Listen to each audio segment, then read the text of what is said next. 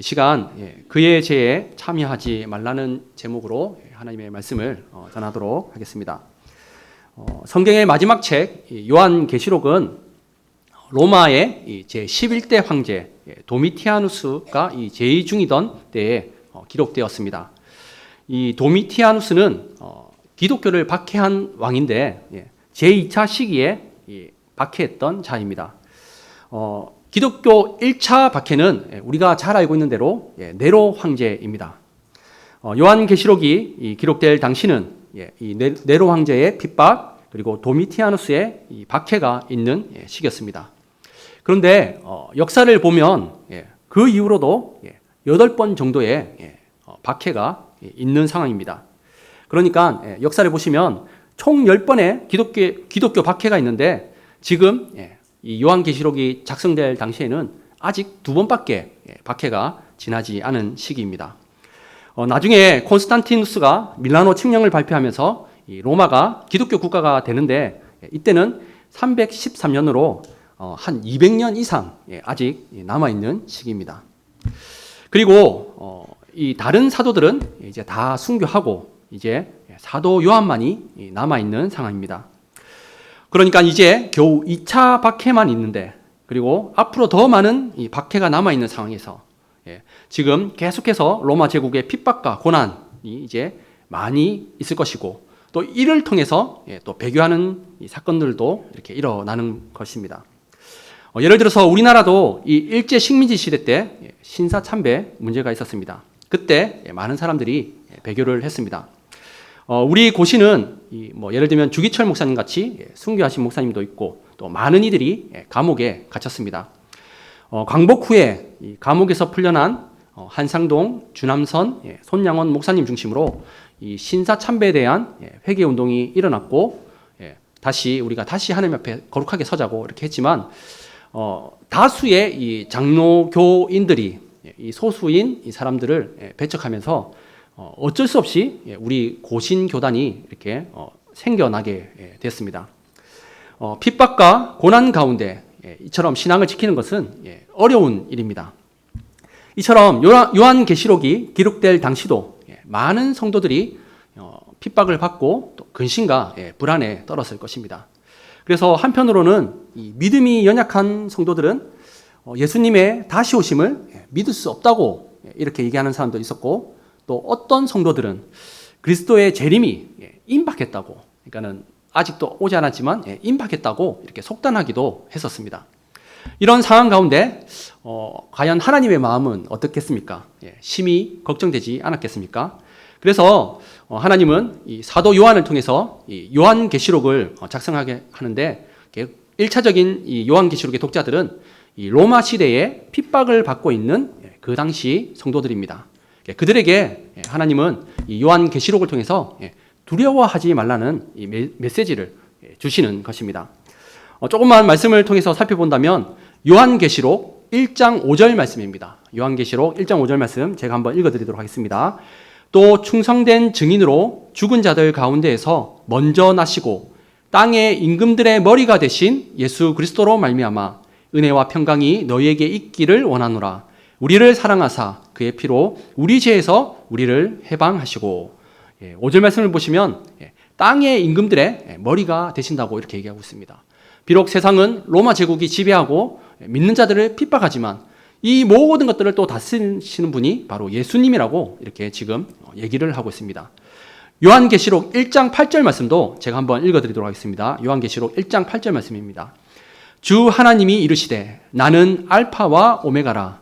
이제도 있고 전에도 있었고 장차 올 자요 전능한 자라 하시더라. 아멘.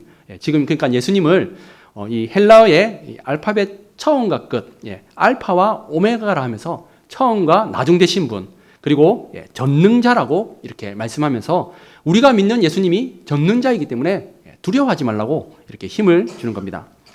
요한계시록 1장 13절에서 16절 말씀은 한 절씩 교독하면 좋겠습니다. 요한계시록 1장 13절에서 16절 말씀 한 절씩 교독하도록 하겠습니다. 제가 먼저 13절 말씀입니다. 촛대 사이에 인자 같은 이가 발에 끌리는 옷을 입고 가슴에 금띠를 띠고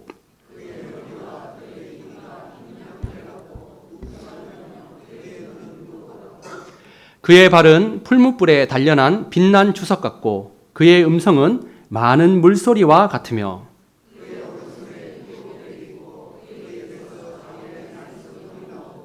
그 얼굴은 해가 힘있게 비치는 것 같더라. 아멘.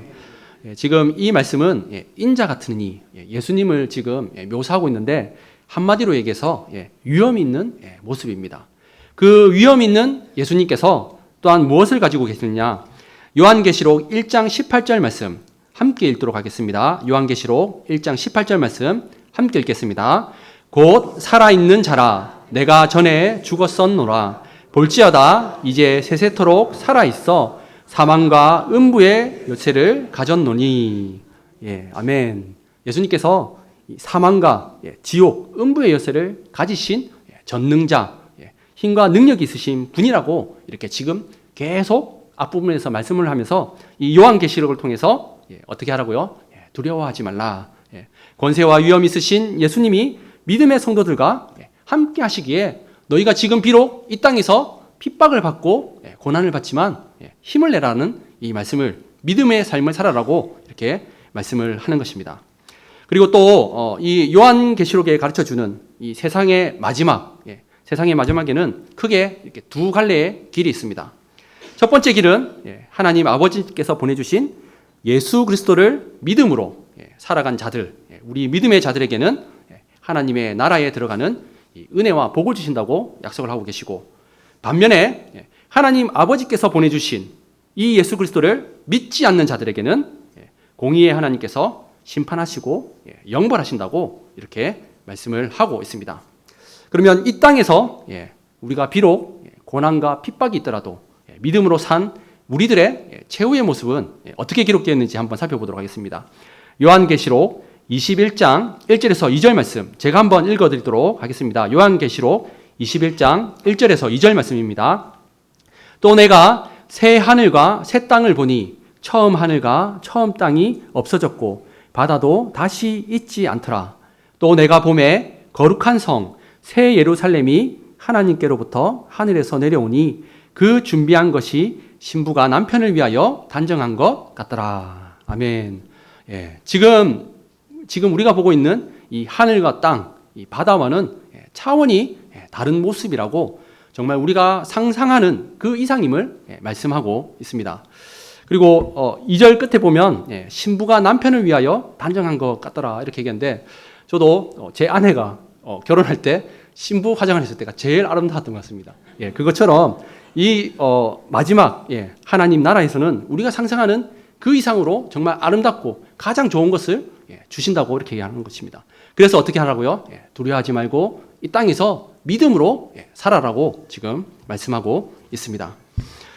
그러면서 이제 오늘 이제 조금 더 읽는다면 이 말씀을 같이 읽었으면 좋겠는데, 요한계시록 21장 3절에서 4절 말씀 함께 한번 읽어보도록 하겠습니다. 함께 읽겠습니다.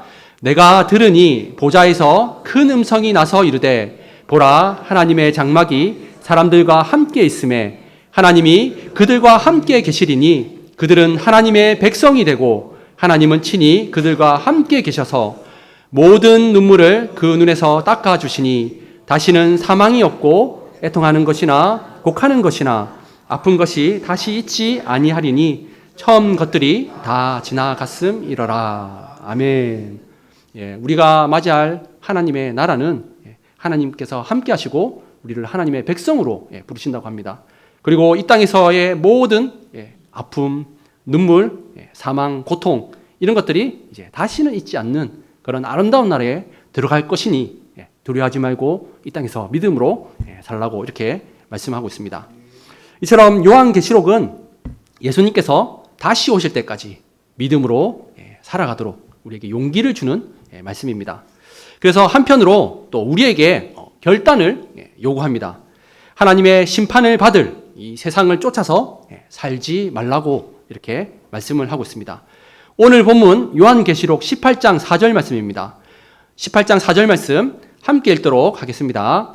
또 내가 들으니 하늘로부터 다른 음성이 나서 이르되 내 백성아 거기서 나와 그의 죄에 참여하지 말고 그가 받을 재앙들을 받지 말라. 아멘. 우리에게는 승리가 있는데 이 심판받고 벌받을 세상을 쫓아서 살지 말라는 것입니다. 무너진 세상에 젖어서 살아서는 안 된다고 이렇게 지금 경고를 하고 있습니다. 그 죄에 참여하는 자는 하나님의 재앙을 받을 것이라고 이렇게 말씀하고 있습니다. 그러면 이 무너질 세상의 특징을 한 3가지 정도 오늘 이제 말씀을 통해서 한번 살펴보도록 하겠습니다. 첫 번째입니다. 첫 번째는 사탄으로부터 건세와 능력을 받은 이 짐승과 같은 세상입니다. 요한계시록 13장 1절에서 2절 말씀 제가 한번 읽어드리도록 하겠습니다. 요한계시록 13장 1절에서 2절 말씀입니다. 내가 보니 바다에서 한 짐승이 나오는데 뿔이 10이요 머리가 7이라. 그 뿔에는 10왕관이 있고 그 머리들에는 신성모독하는 이름들이 있더라. 내가 본 짐승은 표범과 비슷하고 그 발은 곰의 발 같고 그의 입은 사자의 입 같은데 용이 자기의 능력과 보좌와 큰 권세를 그에게 주었더라. 1절 상반절에 보면 이 바다에서 한 짐승이 나온다고 이렇게 얘기하고 있습니다. 나중에 또 설명하겠지만 이 바다라는 것은 이 요한계시록 17장 15절 말씀 보면 온 세계를 얘기합니다. 온 세계, 온 나라를 뜻하는데 거기서 한 짐승이 나온다고 합니다. 근데 이 짐승은 어떻습니까? 쉽게 2절 하반절 말씀만 보시면 용, 사탄이 그 짐승에게 능력과 권세를 준다고 이렇게 얘기하고 있습니다. 그래서 짐승은 이 용에게 힘과 능력을 받아서 교회를 핍박하는 이 세상 나라들을 상징합니다. 1차적으로 지금 이 요한계시록을 읽는 성도들에게는 어떻겠습니까? 이 요한계시록을 읽는 독자들에게는 이 로마 제국과 그리고 이 로마 제국의 우두머리, 로마 황제를 뜻한다고 보시면 됩니다. 그런데 굳이 1차적 독자를 향해서 로마 시대뿐만이 아니라 오고 오는 이 세대 가운데 계속 힘과 능력을 가지면서 또 믿는 자들을 핍박하고 괴롭히는 그 자들을 다 통틀어서 이렇게 보시면 되겠습니다.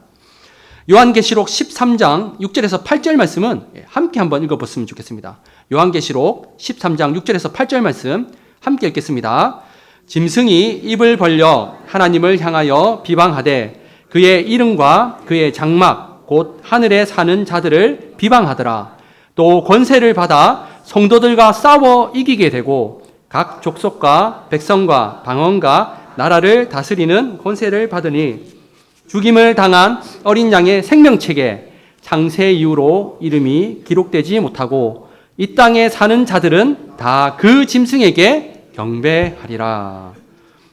이 짐승이 우리 이렇게 믿는 자들을 핍박하는 그 목적들을 이렇게 얘기하고 있습니다. 그러니까 이 짐승이 가지는 이미지는 포악하고 잔인한 것입니다. 전쟁을 일으키고 싸우는 자입니다. 그래서 성도들을 그 힘과 능력으로 핍박하는 자라고 이렇게 얘기를 하고 있습니다. 그리고 또 우리가 한편으로 생각할 때 이 사탄과 이 세상 통치자들 사이에 또密접한 이 관련이 있음을 또 우리는 볼 수가 있습니다. 무너질 세상에 이 권세를 추구하며 우리는 여기서 살면 안 된다는 것을 알 수가 있습니다. 예시로 제가 요셉을 한번 예를 들어 보겠습니다. 요셉은 애굽의 총리, 힘과 권능을 가진 자였습니다. 하지만 요셉은 어땠습니까? 힘과 권세를 추구하면서 살지 않았습니다. 그러니까 쉽게 얘기해서 나는 애굽의 총리가 될 거야 라면서 그 삶을 살지가 않았습니다.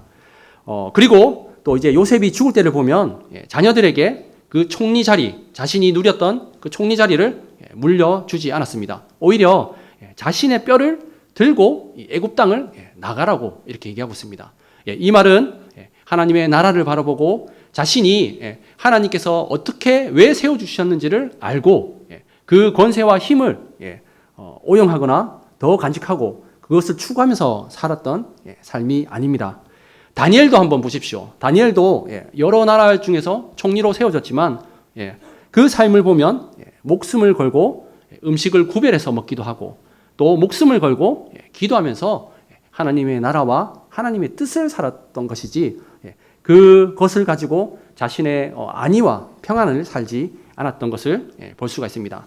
그래서 이 세상에 힘과 권력을 가지고 우리를 핍박하기도 하고 거기에 끌어들이려고 하는 이 세상 가운데 제가 말씀드리고 싶은 것은 우리가 그 기준으로 살면 안 되고 거룩한 삶을 살아야 된다는 것을 말씀드리고 싶습니다. 베드로전서 1장 15절에서 16절까지의 말씀입니다. 베드로전서 1장 15절에서 16절까지의 말씀 함께 읽도록 하겠습니다. 오직 너희를 부르신 거룩한 이처럼 너희도 거룩할지어다 하셨느니라. 기록되었으되 내가 거룩하니 너희도 거룩할지어다 하셨느니라. 그래서 저는 우리 아이들을 키울 때 정말 물론 공부를 잘하고 그렇게 하면은 좋은 대학에 갈 수도 있고 더 큰 능력을 행할 수가 있습니다. 하지만 추구하는 것은 그 삶이 아니라 하루하루 거룩한 삶을 추구했으면 좋겠습니다. 요셉도 아까 제가 말씀드린 것처럼 애굽의 총리가 되고자 살지 않았습니다. 그때마다 하나님 주시는 상황 가운데서 거룩한 삶을 살려고 노력했고 또 그렇게 하나님께서 또 연단하시고 다듬어 가셨다는 것을 기억하셨으면 좋겠습니다. 그만큼 높은 자리에 올라간다는 것은 그만큼 큰 위험이 있고 그만큼 책임감이 크다는 사실을 기억하셨으면 좋겠습니다. 두 번째입니다.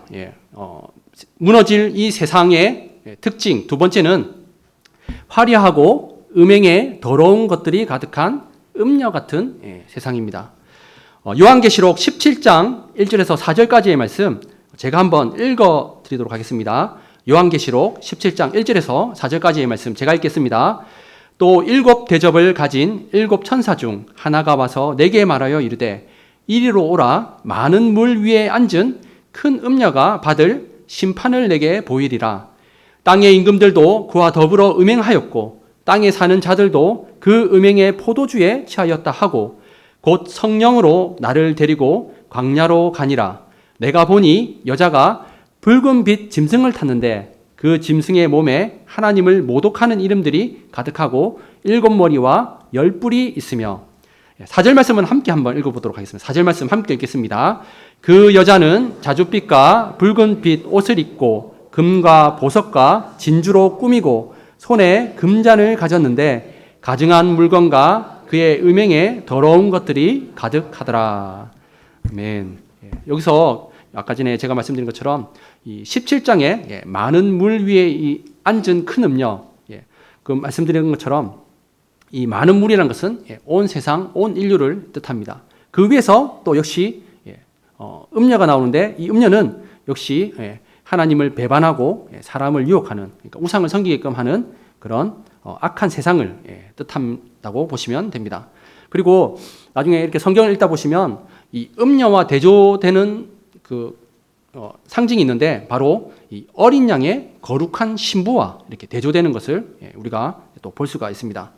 그리고 이 음란이라는 것은 이 성경을 잘 읽어보시면 예를 들면 가장 대표적인 게 호세아서에 생각하시면 됩니다.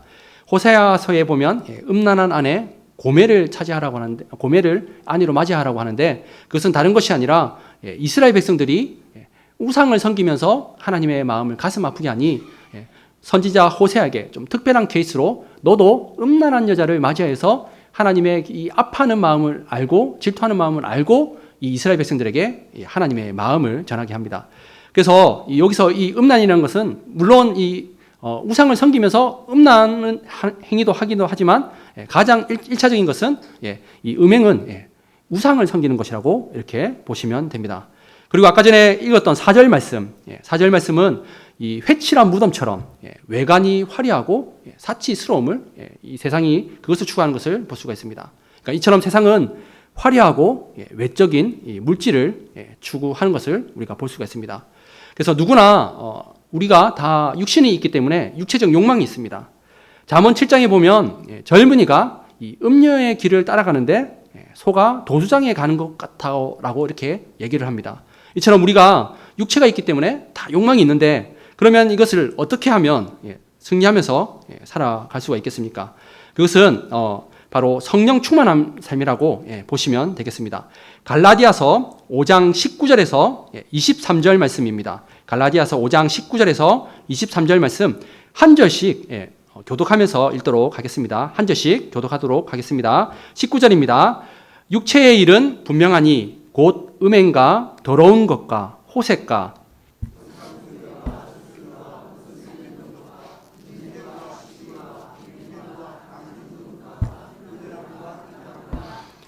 투기와 술 취함과 방탕함과 또 그와 같은 것들이라.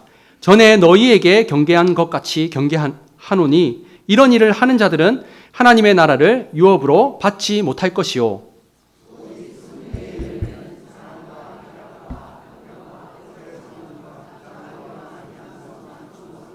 23절 말씀 함께 읽겠습니다.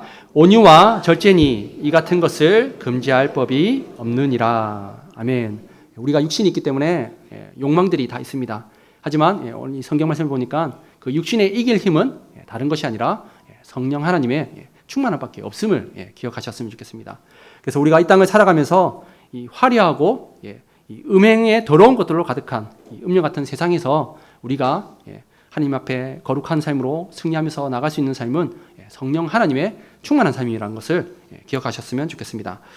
그리고 한 절을 더 봤으면 좋겠는데요. 요한계시록 17장 6절 말씀 제가 한번 읽어드리도록 하겠습니다. 요한계시록 17장 6절 말씀입니다. 또 내가 보매 이 여자가 성도들의 피와 예수의 증인들의 피에 취한지라. 내가 그 여자를 보고 놀랍게 여기고 크게 놀랍게 여기니. 그래서 아까 전에 우리가 첫 번째 살펴봤던 이 짐승과 같은 세상은 이 힘과 능력으로 권세로 이 하나님의 백성을 핍박하는 자라면, 지금 이 음녀는 유혹하는 성격으로 우리 믿는 자들을 공격하는 자입니다. 그런데 이 둘의 공통점이 다 무엇입니까? 예수 그리스도를 못 믿게 하는 것이라는 것을 기억하셨으면 좋겠습니다. 그러니까 하나님을 믿지 못하고 하나님과의 관계를 깨트리는, 우리가 하나님과 더 멀어지게 하는 이 공통점을 가지고 있다는 것도 기억하시면 좋겠습니다. 마지막 세 번째입니다. 마지막 세 번째, 크고 견고한 이 바벨론 같은 세상입니다. 앞서 살펴본 것처럼 이 세상은 힘과 권세를 추구하기도 하고, 또 어떻습니까? 하나님을 배척하는 우상과 또 음행과 또 겉에 화려한 이 물질적인 것들을 추구하면서 우리를 유혹하기도 이렇게 합니다. 이와 같은 세상이 우리가 딱 보기에도 정말로 이 바벨론 성, 크고 견고해서 절대 무너지지 않을 것 같은 그런 마음이 듭니다. 크고 견고해서 절대 무너지지 않을 것 같은 이 세상을 지금 이 요한계시록 18장에서는 이제 바벨론으로 비유를 하는 것입니다. 바벨론은 이 구약 성경에서 남유다를 멸망시킨 그리고 포로로 잡아간 나라입니다. 바벨론은 정말 크고 화려했고 절대 무너지지 않을 것 같이 그 성이 정말 견고했다고 이렇게 합니다. 그러나 하나님의 때에 바벨론은 이 페르시아에 의해서 갑자기 순식간에 무너졌는데, 그 바벨론의 이미지가 지금 이제 살펴보고 있는 이 세상의 마지막 때에 하나님을 대적하고 믿는 자들을 핍박하고 유혹하는 그 세상에 심판받는 자들과 같다고 이렇게 말씀을 하는 것입니다. 요한계시록 18장 2절 말씀입니다. 요한계시록 18장 2절 말씀 제가 한번 읽어드리도록 하겠습니다. 힘찬 음성으로 외쳐 이르되 무너졌도다 무너졌도다 큰 성 바벨론이여, 귀신의 처소와 각종 더러운 영이 모이는 곳과 각종 더럽고 가증한 새들이 모이는 곳이 되었도다. 여기서 이제 무너졌도다 무너졌도다 이렇게 두 번 반복하는 것은 확실하게 정확하게 무너진다는 것을 강조하는 표현이고, 귀신의 처소, 각종 더러운 영이 모이는 곳, 이것은 완전히 멸망해서 황폐해진 것을 이렇게 묘사하는 것이라고 이렇게 보시면 됩니다. 그러니까 크고 견고한 성, 절대 무너지지 않을 것 같은 이 세상은 하나님께서 한순간에 반드시 무너뜨릴 것이라고 말씀하고 계십니다. 요한계시록 18장 9절에서 10절 말씀입니다. 제가 이것도 말씀을 읽어드리도록 하겠습니다. 요한계시록 18장 9절에서 10절 말씀. 그와 함께 음행하고 사치하던 땅의 왕들이 그가 불타는 연기를 보고 위하여 울고 가슴을 치며 그의 고통을 무서워하여 멀리 서서 이르되 화 있도다 화 있도다 큰 성 견고한 성 바벨론이여, 한 시간에 내 심판이 이르렀다 하리로다. 지금 이것도 한순간에 무너진다는 것을 얘기하고 있습니다. 요한계시록 18장 21절 말씀, 요한계시록 18장 21절 말씀 함께 읽도록 하겠습니다.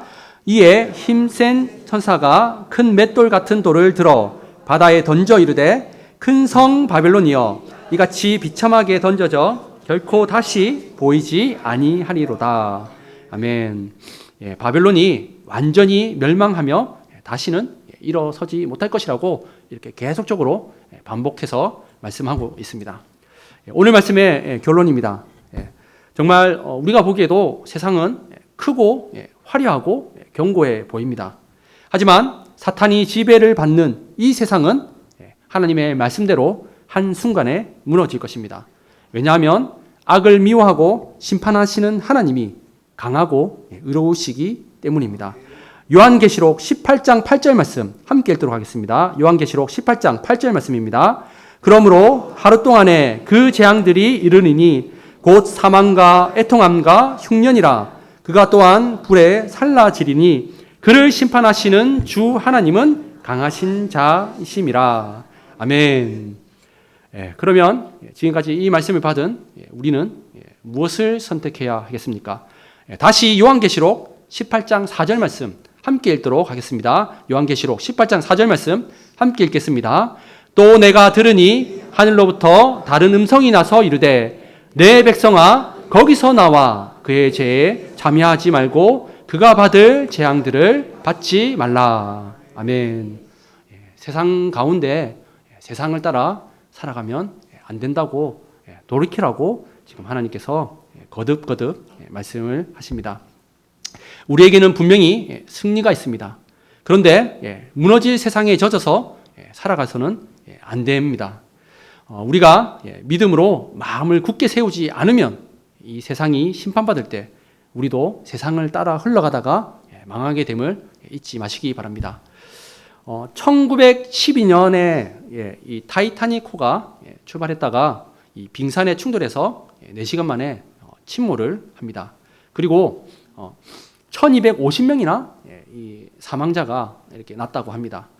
만약 우리가 1912년 이 타이타닉호가 침몰할 것을 알고 있다면 어떻게 했습니까? 그 타이타닉호를 타려는 그 많은 사람들을 어떻게 해야 되겠습니까? 타지 말라고. 이 배는 침몰하기 때문에 타면 죽는다고 우리가 알려줘야 할 것입니다. 이거는 이제 만약의 가정이었지만, 그런데 우리 성경 말씀은 어떻습니까? 한 번도 틀린 적이 없고 1.1핵도 오류가 없는 하나님의 말씀이 지금 우리가 살고 있는 이 세상은 한순간에 무너진다고, 큰 성 바벨론처럼 무너진다고 분명히 경고하고 있습니다. 그래서 우리가 살아갈 때 오늘 말씀 통해서 들었던 것처럼 거룩을 추구하는 삶을 살아갔으면 좋겠습니다. 그리고 성령 하나님의 충만함으로 이 세상 가운데 승리하는 삶이 되었으면 좋겠습니다. 요한일서 5장 4절 말씀 읽고 마치도록 하겠습니다. 요한일서 5장 4절 말씀 함께 읽겠습니다. 무릇 하나님께로부터 난 자마다 세상을 이기느니라. 세상을 이기는 승리는 이것이니 우리의 믿음이니라. 아멘. 세상을 이긴다. 우리가 세상 안에서 세상의 방식대로 세상 사람들과 경쟁하면서 살아가는 자가 아니라는 것입니다. 우리는 그 세상을 넘어서 하나님이 주시는 그 믿음 가운데 거룩함과 성령 충만함으로 이 세상을 하나님께서 주신 그 아름다운 하나님 나라를 소망하면서 살아가는 자들이라는 것을 잊지 마시고, 또 한 주간 거룩을 추구하시고 성령 하나님의 충만함으로 세상 가운데 승리하는 삶이 되시기를 삼위 하나님의 이름으로 축복합니다. 이 시간 우리 합심 기도드리며 나갔으면 좋겠습니다.